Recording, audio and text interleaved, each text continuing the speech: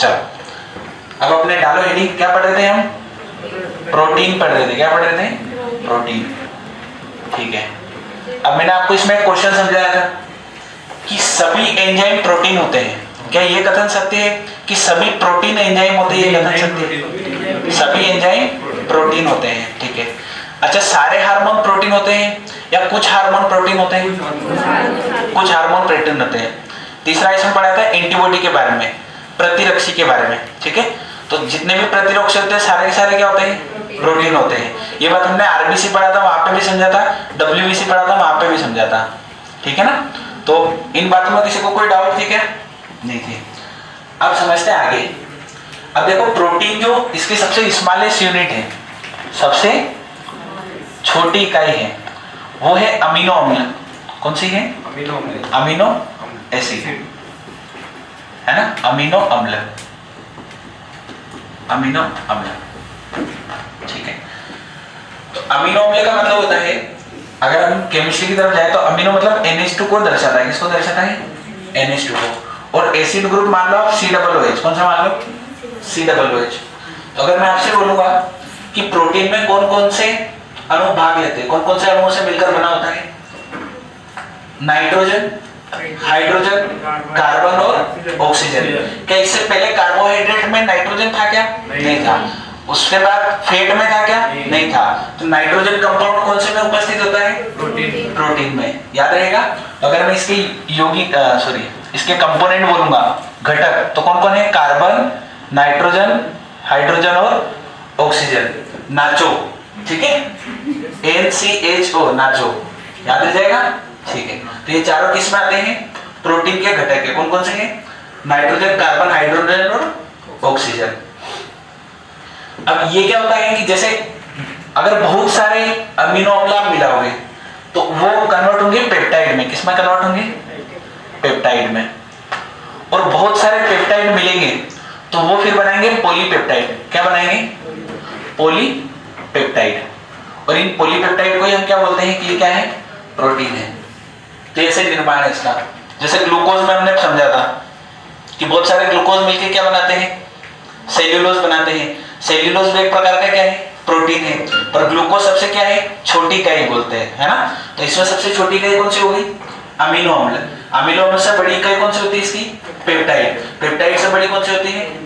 Polypeptide होती है। याद रहेगा? कोई दिक्कत यहां तक? ठीक है, अब जितने भी प्रोटीन होते हैं ये दो प्रकार के होते हैं। कितने प्रकार के होते हैं? दो प्रकार के होते हैं। एक तो होते हैं तात्विक और एक होते हैं अतात्विक। कौन कौन से होते हैं? हाँ, अब हिंदी में थोड़ा तुम्हें समझ में नहीं आएगा, इंग्लिश में वर्ड बोलता हूँ। एक होते हैं एसेंशियल, एक होते हैं नॉन एसेंशियल। कौन कौन से होते हैं? एसेंशियल और नॉन एसेंशियल। अब ये टर्म क्या होती है? नाम से क्या समझ में आ रहा है? एसेंशियल और नॉन एसेंशियल से। ठीक है, जिनमें तत्व उपस्थित नहीं है। नहीं, तत्व तो रहेगा ना, अगर तत्व रहेगा तभी तो प्रोटीन बनेगा। तो वो समझाता हूँ। इनको कैटेगराइज कैसे किया गया है। ऐसे प्रोटीन जो हमारे शरीर के अंदर बन जाते हैं, खुद से बन जाते हैं, उन्हें हम बोलते हैं अतात्विक, नॉन एसेंशियल। और ऐसे प्रोटीन जो हम बाहर से खाते हैं, ठीक है, जो भोजन के द्वारा लिए जाते हैं, उन्हें हम क्या बोलते हैं? तात्विक। समझ में आई बात? जैसे मान लो आपने मीट खाया, मटन खाया, तो मटन से आपको प्रोटीन मिलेगा। तो मटन से जो प्रोटीन मिल रहा है उसको कौन से में आलू बोलोगे? तात्विक बोलोगे कि अतात्विक बोलोगे? तात्विक बोलोगे। अंडे खाए, अंडे से जो प्रोटीन मिलेगा कौन से में आएगा? तात्विक में आएगा। अरे बात समझ में? आपने सोयाबीन खाई, सोयाबीन से कौन सा प्रोटीन मिलेगा? तात्विक। चावल से? अब चावल से प्रोटीन नहीं मिलता है, यह अपवाद है ना, कि चावल खाने से कोई भी हमें प्रोटीन नहीं मिलता है। याद रहेगा? ठीक है, तो इसको लिखते हैं। प्रोटीन के कितने प्रकार हो गए? कौन कौन से हो गए बताओ? एक तो तात्विक और एक अतात्विक। एक तो तात्विक और एक अतात्विक। ठीक है, इंग्लिश में क्या बोलते हैं इसको? एसेंशियल। और इसको क्या बोलते हैं? Non essential. Non essential.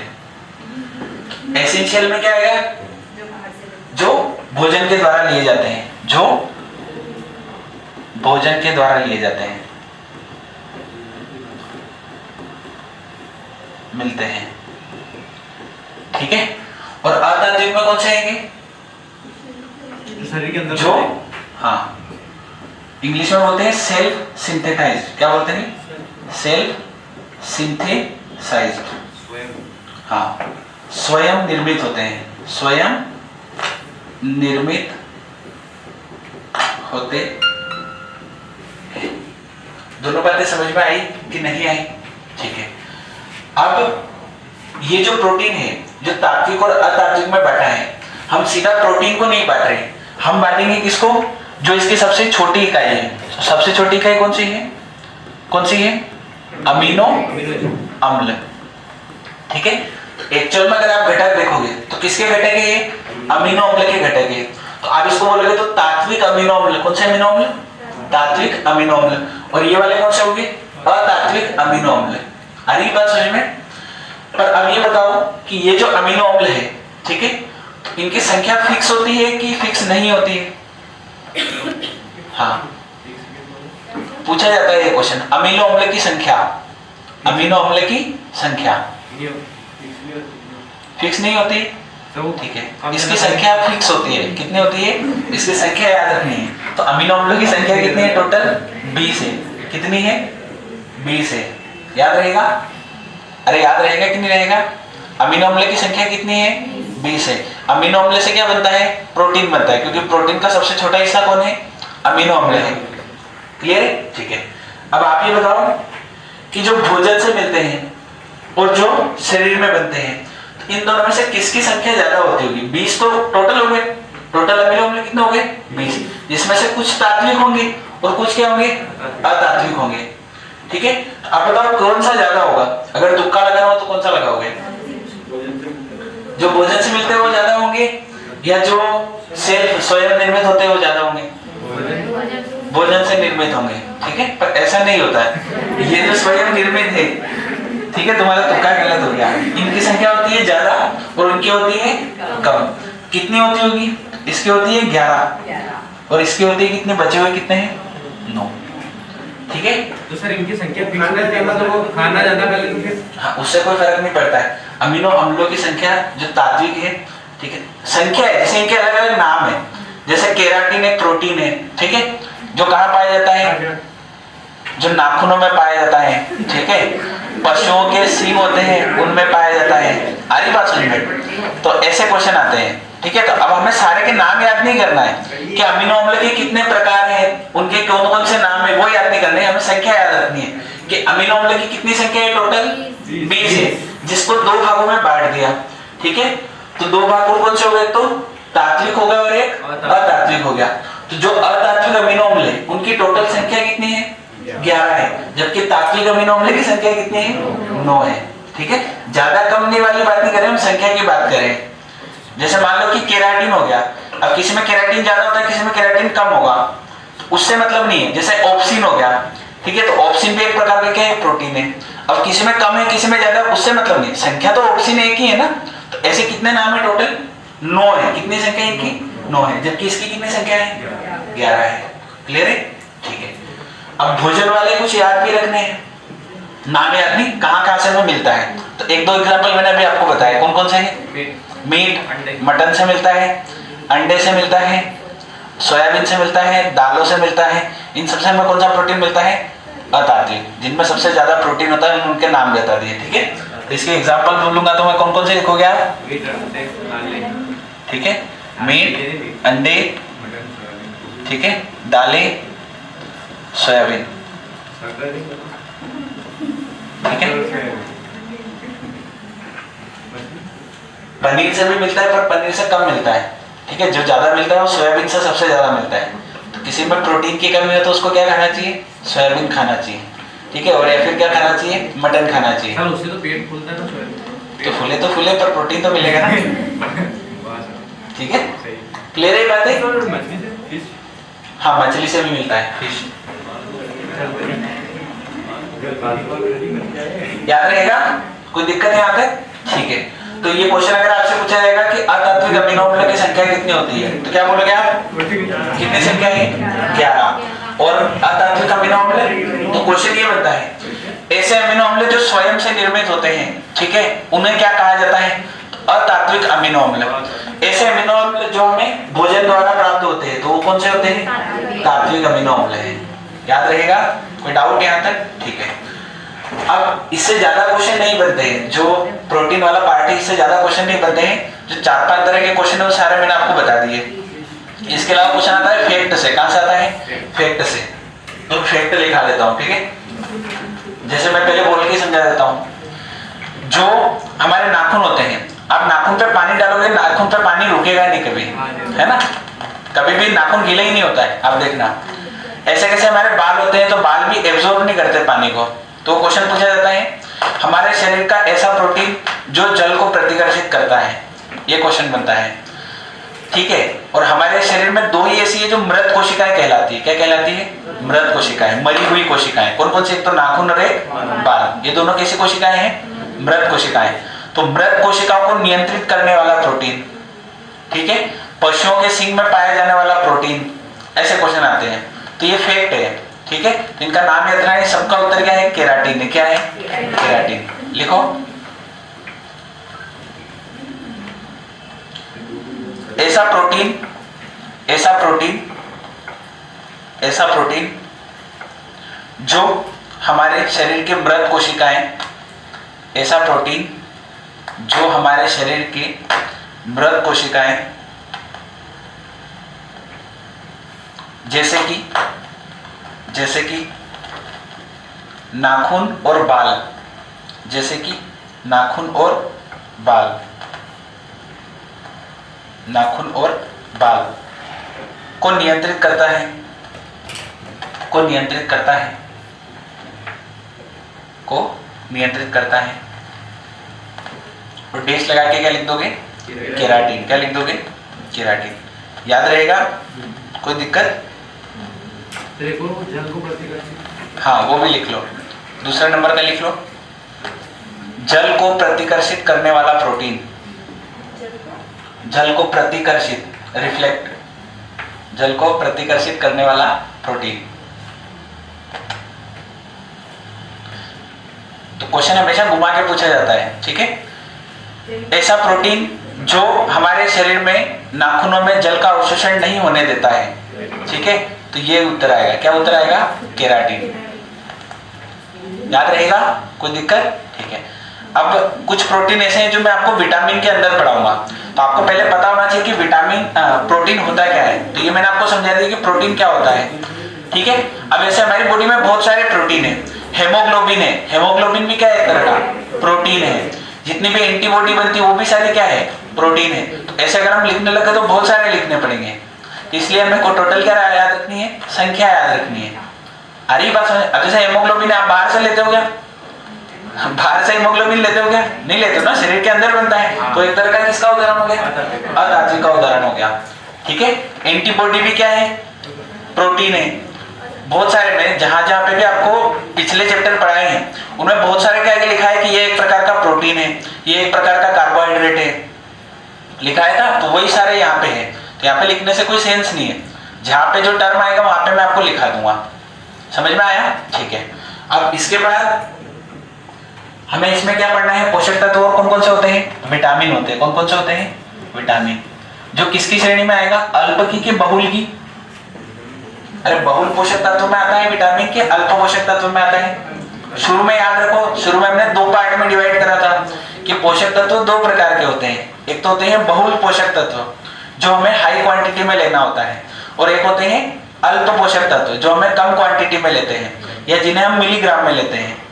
आ रही बात समझ में? तो हमने इसमें 3 पार्ट में हमने पढ़ लिया। कौन कौन सा? कार्बोहाइड्रेट, फैट और प्रोटीन। ये 3 पार्ट किसमें पढ़े हमने?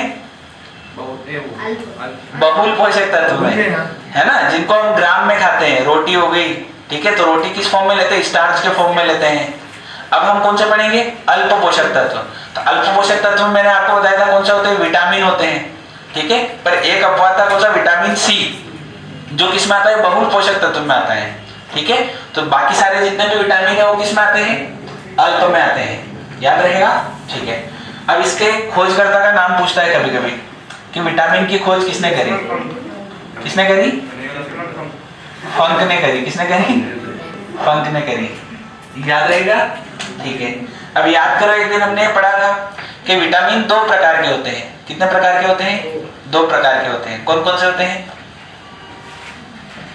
बताओ? विटामिन 2 प्रकार के कौन कौन से होते हैं?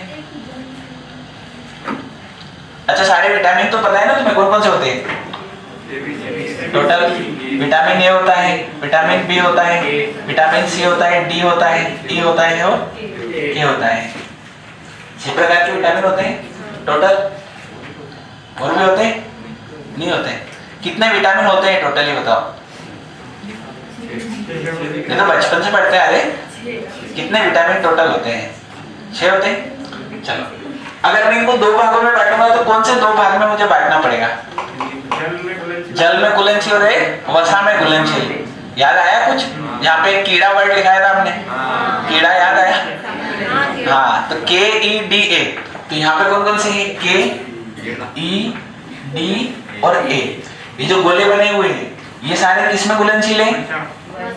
ये कौन से में घुलनशील है? वसा में घुलनशील है। किस में घुलनशील है? वसा में घुलनशील। और बाकी कौन कौन से बचे हैं? बी और सी।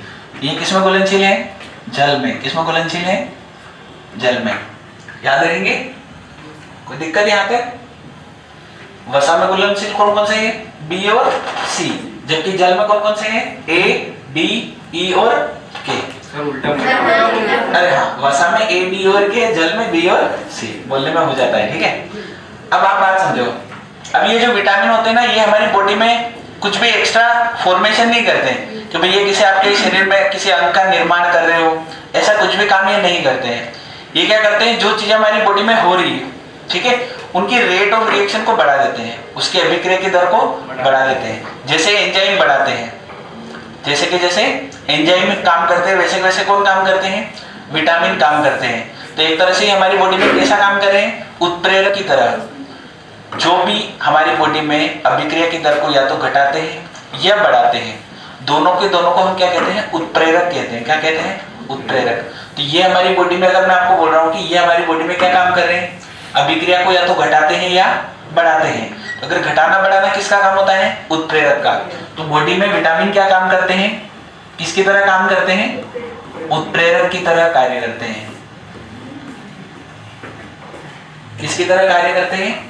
उत्प्रेरक की तरह कार्य करते हैं। आई बात समझ में? ठीक है। अब अगर मैं आपसे बोलूं कि हमारी बॉडी में कौन से विटामिन ज्यादा पाए जाते हैं, इन 6 में से अगर बोलूं कि सबसे ज्यादा विटामिन कौन सा है जो बहुलता में पाया जाता है, बताओ। ए है, बी है, सी है, डी है, ई है, के है। सी कैसे है? अच्छा ये बताओ, कौन सी संख्या ज्यादा होगी? जल में घुलनशील विटामिन ज्यादा होते हैं कि वसा में घुलनशील ज्यादा होते हैं? ज्यादा संख्या में कौन होते हैं?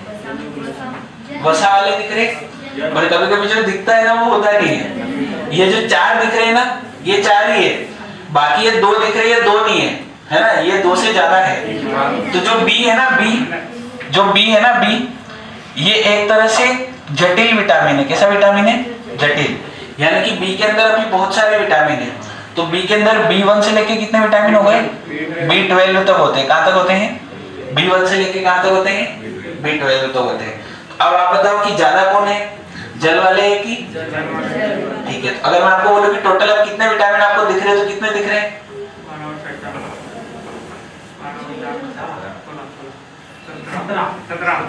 17 दिख रहे हैं। अरे बी तो टोटल ये हो गए 12, 13, 14, 15, 16, 17, ठीक है, पर 17 नहीं होते।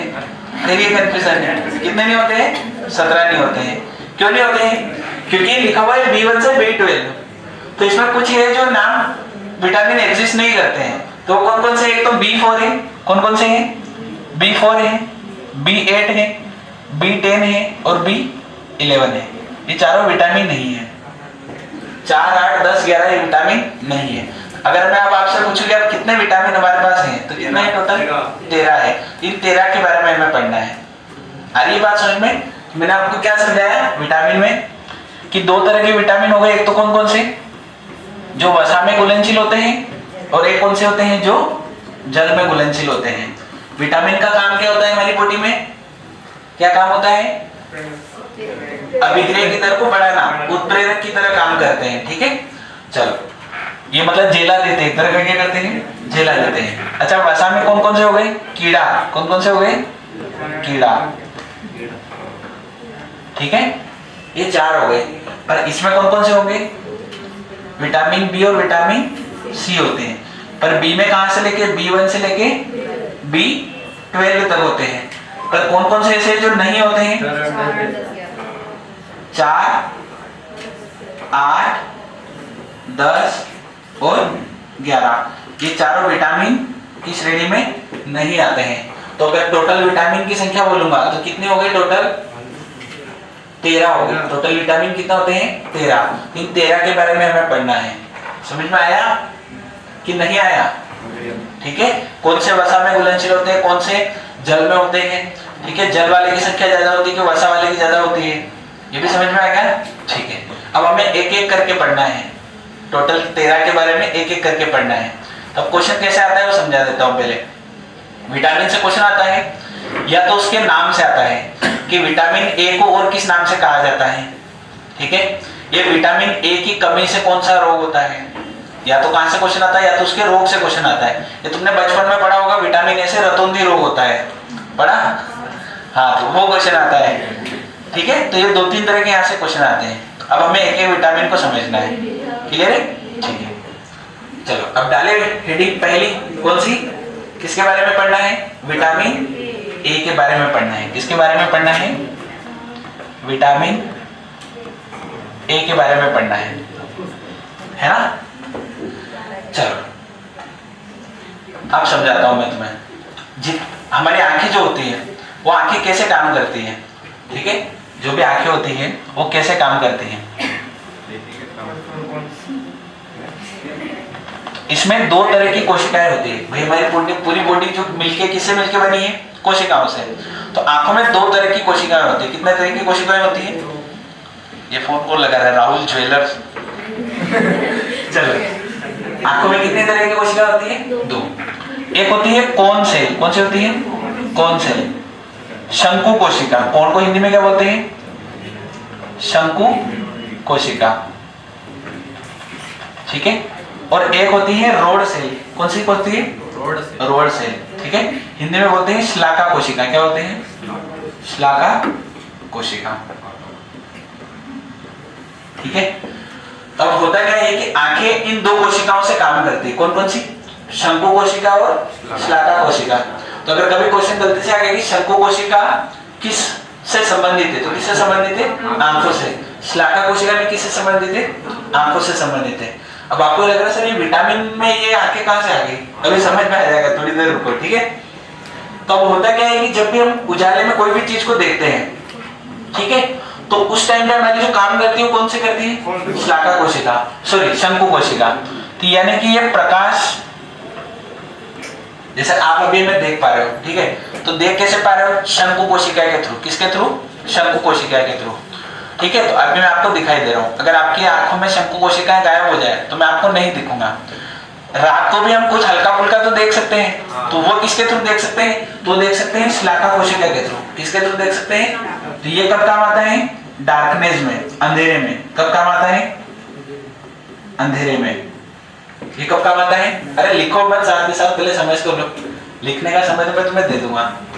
अब होता क्या है कि अगर मैं आपको बोलूं कि रात में आपके सामने मान लो हरा पर्दा है, लाल पर्दा है, काला पर्दा है, आप पहचान कर सकते हो क्या? नहीं कर सकते भाई। आदमी बस दिखता है हल्का फुल्का, कलर दिखता है क्या? नहीं दिखता है। तो जो कलर दिखता है वो कब दिखता है? प्रकाश में। तो अगर मेरे को कलर की पहचान करनी है तो उस टाइम पे कौन सी कोशिका एक्टिव होगी? शंकु कोशिका एक्टिव होगी। कौन सी कोशिका एक्टिव होगी? शंकु कोशिका। यानी कि अगर हमें कलर देखना है, ठीक है, कलर में विभेद करना है, तो कौन सी कोशिका काम आएगी? शंकु कोशिका काम आएगी। अब ये जो दोनों कोशिकाएं हैं इनको एक एक प्रोटीन नियंत्रित करता है। कौन नियंत्रित करता है? प्रोटीन। अगर मैं आपको बोलूं कि शंकु कोशिका को कौन नियंत्रित करता है, तो उस प्रोटीन का नाम है ऑप्सिन। क्या नाम है? ऑप्सिन। यह क्वेश्चन पूछा जाता है कि शंकु कोशिका को नियंत्रित करने वाला प्रोटीन क्या नाम होगा? ऑप्सिन। जैसे मैंने आपको नेल का लिखाया था, नेल को कौन सा प्रोटीन नियंत्रित कर रहा था? केराटिन, ठीक है। वैसे इसको कौन नियंत्रित करेगा? ऑप्सिन। रोडो इस सेल को, श्लाका कोशिका कौन करेगा? Rhodopsin, rhodopsin. तो ये दोनों प्रोटीन क्या करते हैं? शंकु कोशिका और श्लाका कोशिका को नियंत्रित करते हैं। अब जो हमारी बॉडी में फॉर्मेशन होता है वो रोडोप्सिन का बहुत कम होता है, बहुत कम यानी कि ना के बराबर, ठीक है। तो करता क्या है, ये जो विटामिन ए है, ये जो विटामिन ए है ये करेगा क्या? इस ऑप्सिन जो बन रहा है हमारी बॉडी में, इसको ये विटामिन ए क्या करेगा? रोडोप्सिन में कन्वर्ट करेगा। किस में कन्वर्ट करेगा?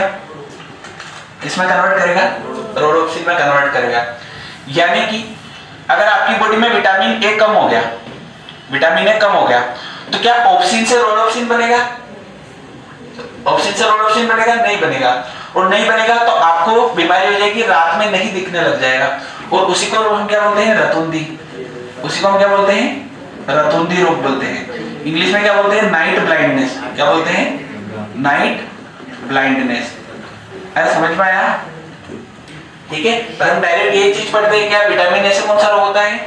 रतुंदी रोग होता है। पर इन बातों से भी क्वेश्चन आने की संभावना होती है, ठीक है। हमारी कलर में विभेद करना किस प्रोटीन के तहत होता है?